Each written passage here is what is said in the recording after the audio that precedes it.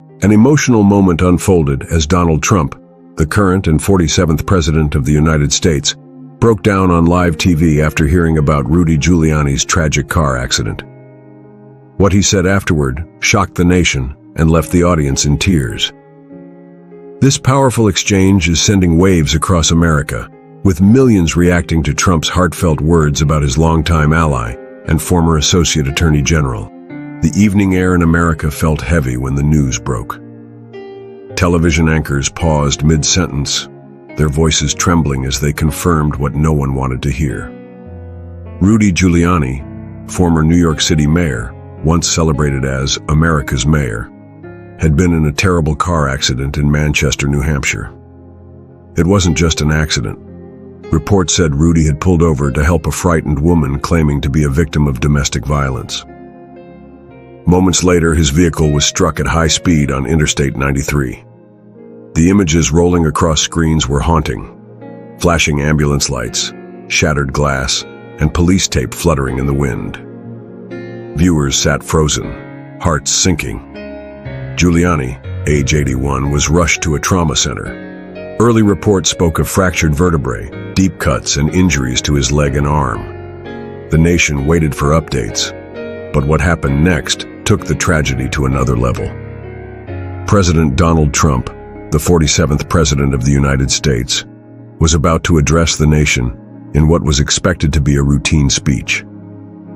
No one knew his words would change the entire mood of the country and leave millions in tears.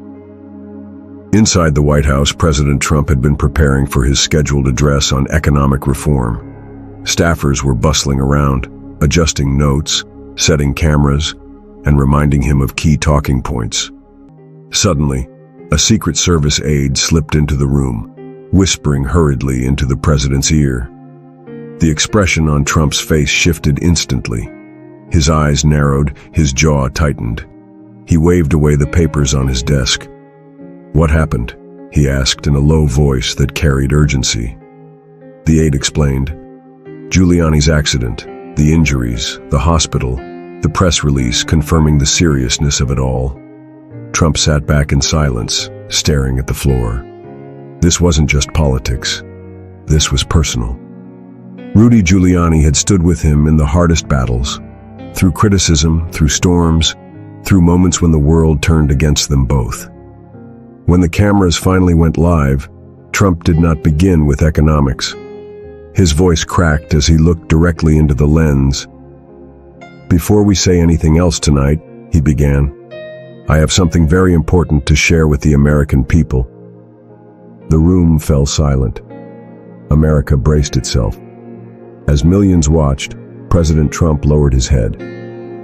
For a moment, he said nothing.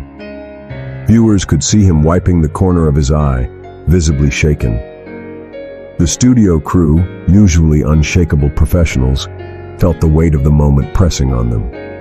When he finally spoke, his voice was soft, unsteady. "My dear friend, Rudy Giuliani was in a terrible accident tonight. He was helping someone in need, because that's who he is, always thinking of others before himself. And now, he's in the hospital fighting with pain no man should go through." The president paused. His lips trembled. "I want to say this to Rudy. Prayers coming your way, Mayor. Thank God you're alive. And thank you for always being there for America, for being there for me, for being there for people who needed you." The camera zoomed closer, catching the wetness in his eyes. "You'll always be America's mayor. Always. And tonight I pray that God heals you quickly and completely. We need you. I need you." The audience, at home and in the studio, sat in stunned silence. For the first time in years, America saw Donald Trump break. As soon as President Trump's trembling words aired, reactions poured in across America. Homes fell silent, restaurants turned up their televisions, and people paused mid-scroll on their phones. Social media exploded with hashtags like Photo Pray for Rudy and Call America's Mayor. People who once criticized Giuliani found themselves touched by his bravery, stopping to help a woman in danger before tragedy struck. Supporters and critics alike admitted that what he did reflected genuine courage. At the same time, many were struck by Trump's emotion. They weren't used to seeing him cry, to watching him drop his guard. For decades, he had been portrayed as unshakable, larger than life. But here he was, a president, a friend, breaking down for the world to see. One woman in Ohio typed through tears on Facebook, "I didn't vote for him, but tonight I saw his heart. I saw his pain. This is what it means to be human." The nation was no longer talking about tax policy or elections. They were united by grief, compassion, and prayer for an injured man, and by the raw vulnerability of their president. In Manchester, outside the trauma center where Rudy Giuliani was being treated, candles began to appear. Dozens gathered in silence, holding signs that read, "Get well soon, Rudy," and "We stand with America's mayor." Inside, doctors and nurses worked tirelessly. Giuliani's injuries were serious: fractured vertebrae, deep wounds, and swelling in his leg. But they were doing everything possible to stabilize him. His business partner and medical provider had rushed to his side, refusing to leave his room. Meanwhile, television crews camped outside, broadcasting live updates every hour. Some anchors broke into tears themselves as they read statements from ordinary Americans sending love and prayers. The atmosphere was tense, heavy with uncertainty. Would Rudy make it through the night without complications? Would his spine heal fully? Nobody had clear answers. Reporters kept replaying Trump's emotional plea. His words had set the tone: hope, prayer, and respect. Even skeptics admitted that Rudy's accident wasn't about politics. It was about humanity. And now, all eyes were on that hospital window glowing in the dark, wondering when good news might come. The following morning, Trump addressed reporters again from the White House lawn. His face still showed the weight of the night before. The president raised his hand, asking for quiet. "Let me tell you something about Rudy Giuliani," he began. His tone carried both sorrow and pride. "He is the greatest mayor in New York City's history. People called him America's mayor, and they were right. He led with courage, with honesty, and he never, ever gave in to corruption. I've known politicians, many of them not so clean, but Rudy is one of the cleanest men I've ever met." Trump's voice grew stronger. He's been unfairly attacked, lied about, smeared, but through it all, he stood tall. And last night, when a woman needed help, he didn't think twice. That's who Rudy is, a man of heart, a man of service. His words echoed across the nation.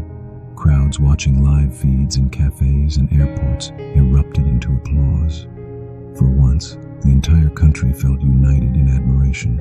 Admiration for a man in a hospital bed, and admiration for a president who wasn't afraid to show his heart. While reporters replayed Trump's tearful remarks, the atmosphere on Capitol Hill shifted. Senators and representatives, some often critical of both Trump and Giuliani, sat quietly in their offices watching replays of the speech. Many were visibly moved. Even those who disagreed with Trump politically couldn't deny the humanity of what they had seen. For a moment, partisanship melted away. Some lawmakers bowed their heads, whispering quiet prayers for Giuliani's healing. In the corridors, staffers said the silence was unusual. Normally, the Hill buzzed with arguments, debates, and political maneuvering. But on this day, it felt like a church. The weight of Giuliani's accident and the president's broken voice left everyone sobered. One Democratic lawmaker admitted off camera, "I don't often agree with Trump, but seeing him weep for his friend, that was real, that was human, and it hit me hard." The ripple effect was undeniable. Across the nation's most divided institution, Rudy's accident and Trump's reaction was softening hearts. That evening, in households across America, families sat together watching the replay of Trump's message. Children asked their parents why the president was crying. Fathers and mothers explained that sometimes even the strongest leaders feel pain when their friends are hurt. In one small town in Texas, a veteran who had admired Giuliani during 9/11 gathered his grandchildren. He told them about how Rudy had walked the streets of New York when the towers fell, encouraging a broken city. Tears welled in his eyes as he whispered, "He's always been brave." Even now, he was helping a woman in danger before he was hurt. In a farmhouse in Iowa, a mother held her daughter close and said, "That's what true friends do. They pray, they cry, they don't hide their feelings." America was learning a lesson about vulnerability and loyalty, not from a classroom, but from watching their president break down for his ally. The nation's heartstrings were pulled tighter with every replay. News anchors across major networks found themselves in unfamiliar territory.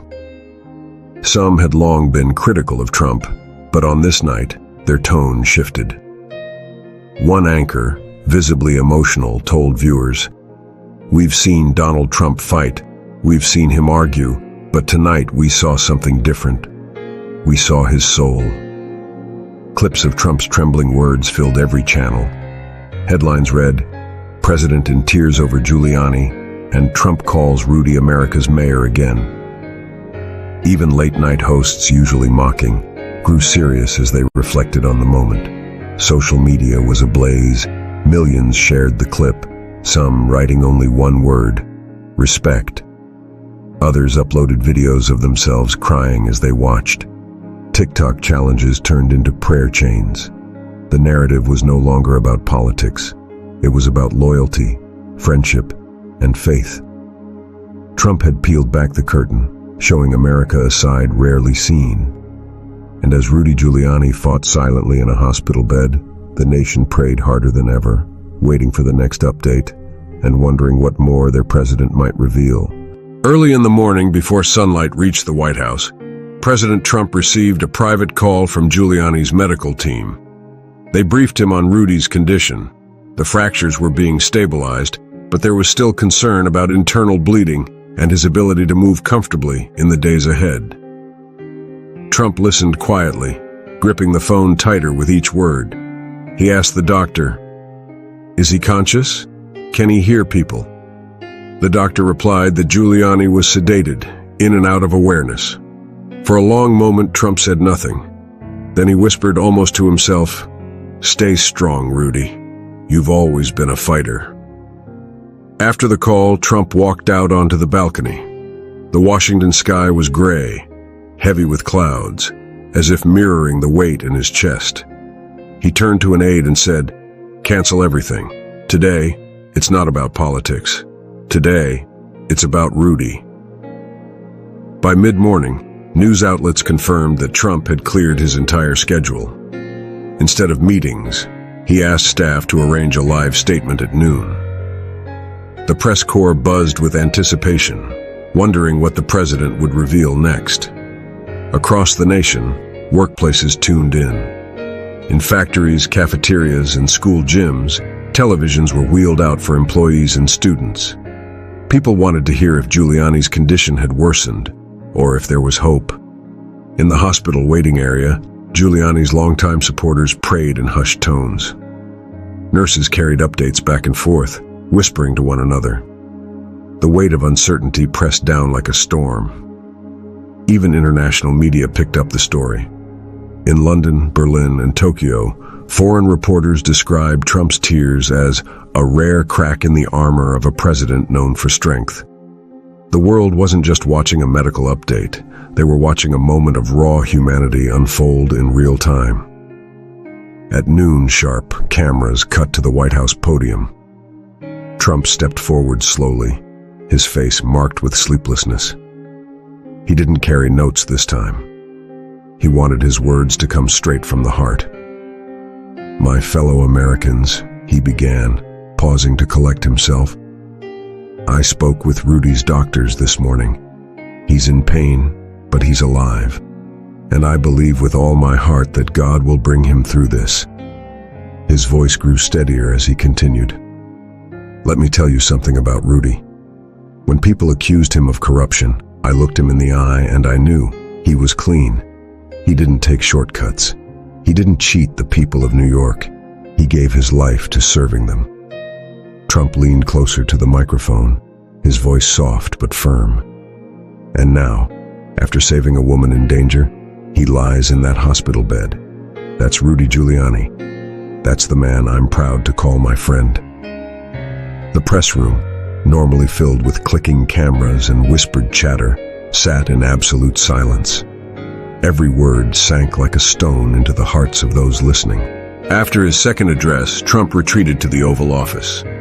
Advisors urged him to stay in Washington and not risk traveling, citing security and schedule concerns. But Trump wasn't convinced. Rudy gave his life to serving others, he said firmly, pacing the room. The least I can do is go see him. Some aides hesitated. They worried the trip might look political. But Trump's tone carried no politics, only loyalty. This isn't about optics, he declared. This is about my friend. If the American people can see me cry for him, they can see me sit beside him too. A hush fell over the room. Nobody argued further. Plans were quietly drawn for a possible flight to New Hampshire. The weight of the decision hung in the air, and even seasoned staffers admitted they had never seen the president so personally determined. By afternoon, news channels reported that Trump was considering a hospital visit. The speculation spread like wildfire. Would he really leave the White House in the middle of such uncertainty? Crowds outside the hospital doubled. People held flags, rosaries, and handmade posters with messages like, "Rudy, we love you, and stay strong, Mr. Mayor." Every hour, reporters refreshed the world with updates from inside the ICU. In homes across America, people kept their televisions on. In diners, customers spoke softly, waiting for the next headline. It wasn't just a news cycle anymore. It felt like the whole country was holding its breath. Children drew pictures of Rudy in a hospital bed surrounded by angels, mailing them to the White House. Churches rang bells in his honor. The accident had become more than one man's tragedy. It was now a collective wound shared by millions. That evening, before leaving for New Hampshire, Trump stopped outside the White House gates. A sea of reporters and citizens waited. Cameras flashed, but his voice carried over the noise. "I want to tell you something," Trump said, his tone steady but emotional. "Rudy Giuliani is not just a former mayor. He's not just a lawyer. He's not just a friend of mine. He's a symbol of courage.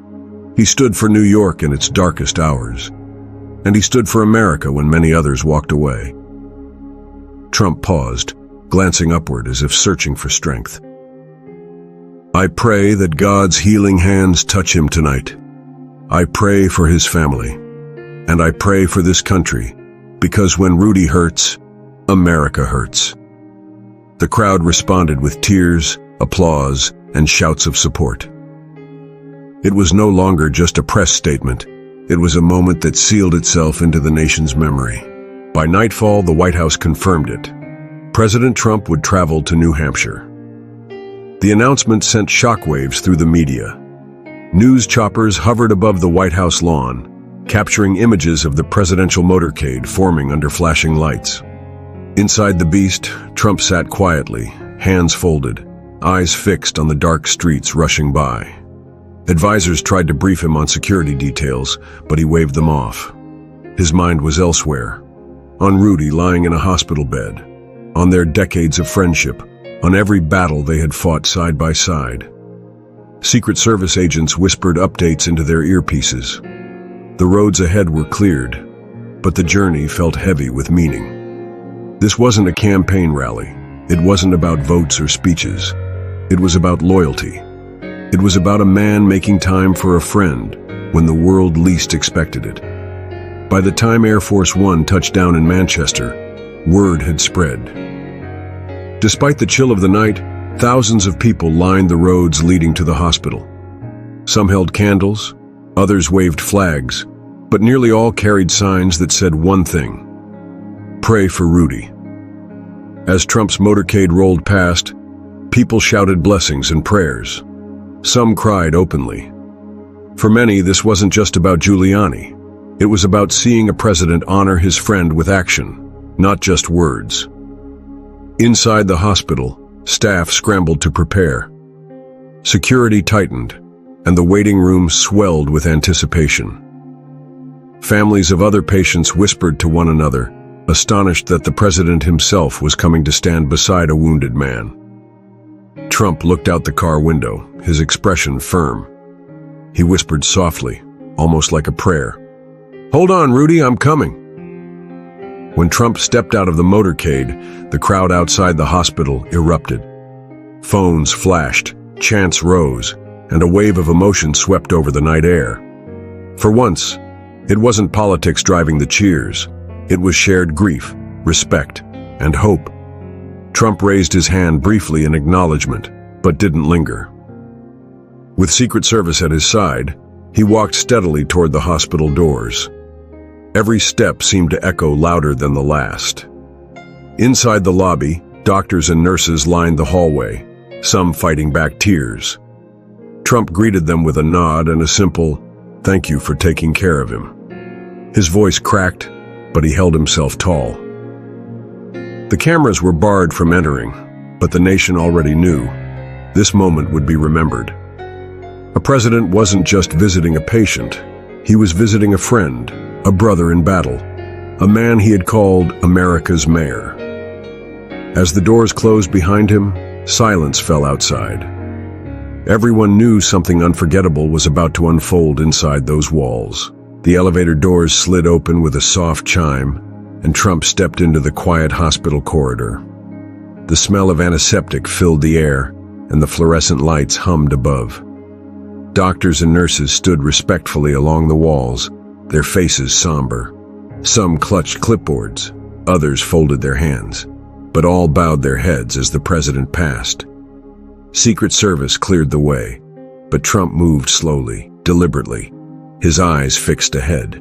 He whispered to his chief of staff, "I don't want cameras in the room. This is personal." Finally, they stopped in front of room 307. A nurse nodded gently. Inside, machines beeped steadily, marking the fragile rhythm of Rudy Giuliani's condition. Trump stood still, his hand on the doorknob, breathing deeply as if preparing for battle. For a man who had faced world leaders and critics alike, this door felt heavier than any before. The door creaked open. Trump entered quietly, his usual commanding stride softened. There lay Rudy Giuliani, bandaged, bruised, his chest rising and falling slowly beneath hospital sheets. Tubes and monitors surrounded him, painting a picture of both struggle and survival. Trump approached the bedside. For a moment, he simply looked at his longtime ally, the man who once walked New York streets after 9/11, now reduced to stillness. Trump's eyes grew misty, his lips trembling. Leaning forward, he whispered, "Rudy, it's me. You've always been there for me, for this country, for the people who needed you most. And I'm here now, right here by your side." A nurse quietly wiped away her own tears. She had seen presidents before, but never one so stripped of power, speaking only as a friend. Trump slowly lowered himself into the chair beside Rudy's bed. He clasped Giuliani's hand gently, mindful of the bandages. Then, bowing his head, he began to pray aloud. "Lord, you've watched over Rudy his whole life, through storms, through battles, through false accusations. Tonight I ask you to heal him, strengthen his body, lift his spirit, and bring him back to us. Because America still needs Rudy Giuliani." The words were raw, unpolished, but they filled the room with weight.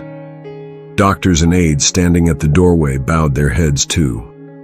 The silence was broken only by the steady beeping of the monitor like an amen in rhythm. Outside, crowds pressed closer to the hospital, unaware of the exact prayer, but sensing something profound was happening. Social media buzzed. Trump is praying at Rudy's bedside. In that small hospital room, the President of the United States wasn't leading a nation. He was pleading for his friend, and millions watching from afar felt the tears run down their own cheeks. Though the hospital staff had been asked to keep Trump's bedside prayer private, whispers began to circulate. A young nurse, still shaken by the intensity of the moment, quietly shared with a colleague, "The president prayed for him like he was praying for his own brother." Within hours, reporters outside the hospital caught wind. The story spread quickly. Trump had prayed aloud at Giuliani's bedside. No recording existed, but the simple fact was enough. Social media lit up with posts saying, "The president prayed for Rudy. America should pray too." In small towns and big cities alike, prayer circles formed spontaneously. Churches kept their doors open all night. Even some of Trump's critics admitted online. Say what you want about the man, but that prayer was real. The power of one private moment was now rippling across the entire country. Late into the night, Giuliani's son and close relatives rushed to the hospital. They were escorted past the crowds and into the ICU wing. There they found Trump still sitting beside Rudy, quietly holding his hand. The family members froze, tears in their eyes. They hadn't expected the president to still be there, not after hours had passed. Trump stood, embraced Rudy's son, and said simply, "Your father is a hero. Don't forget that." For the family, it wasn't just comforting, it was unforgettable. The sight of the President of the United States waiting by their loved one's bed was more than political. It was deeply personal. The bond between Trump and Giuliani, once a story of politics, had now become a story of loyalty and friendship that touched every heart in the room. By dawn, images of candlelight vigils outside the hospital flooded television screens.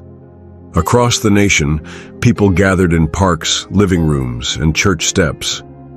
The accident had turned into something bigger, a collective prayer for healing. Trump finally stepped out of the hospital briefly to address the press. His face was tired, but his words were steady. "I spent the night with Rudy. He is fighting, and we are praying, and I believe he will win this fight." The crowd outside erupted into cheers and tears. People hugged strangers, some dropping to their knees in prayer right there on the sidewalk. For a nation often divided, this was one of those rare moments where everyone seemed united by compassion, loyalty, and the simple hope that Rudy Giuliani would open his eyes again and smile.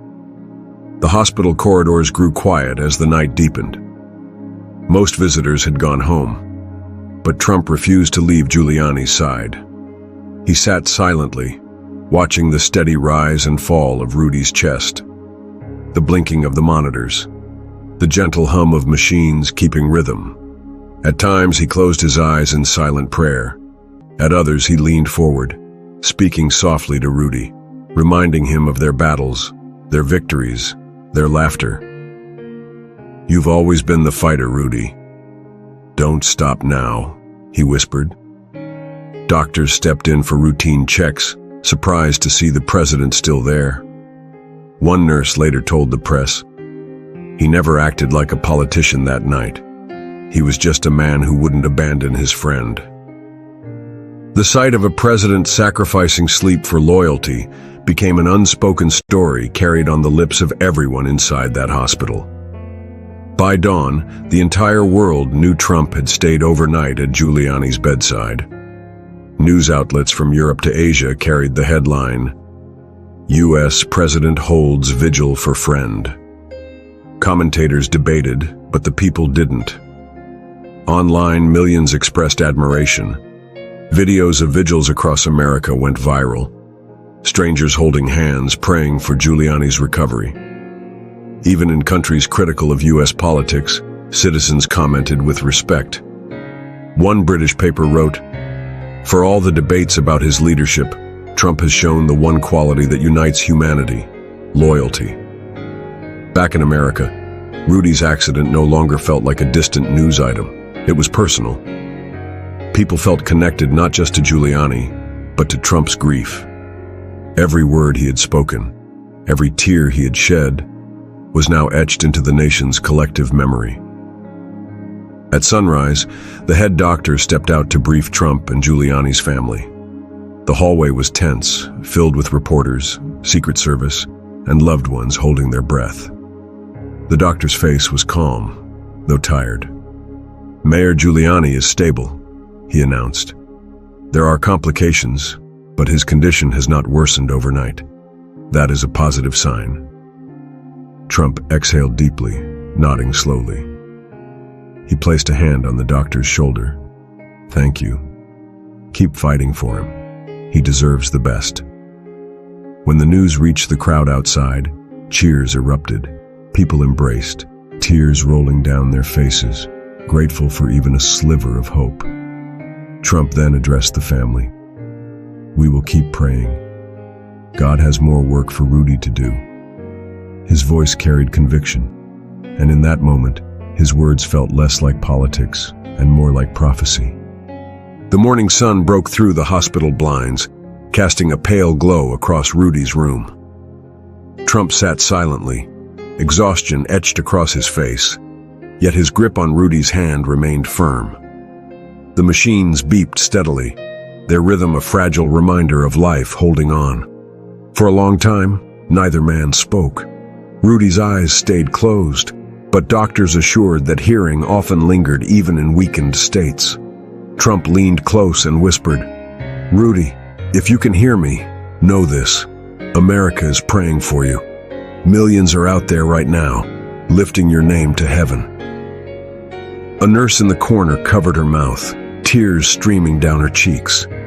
She had seen leaders visit before, but never one who carried such personal sorrow, never one who blurred the line between commander and friend so completely. That silence, filled with faith and loyalty, became the loudest sound in America. Outside, the crowd had swelled into thousands. Candles flickered in the daylight. A sea of faces turned toward the hospital, waiting.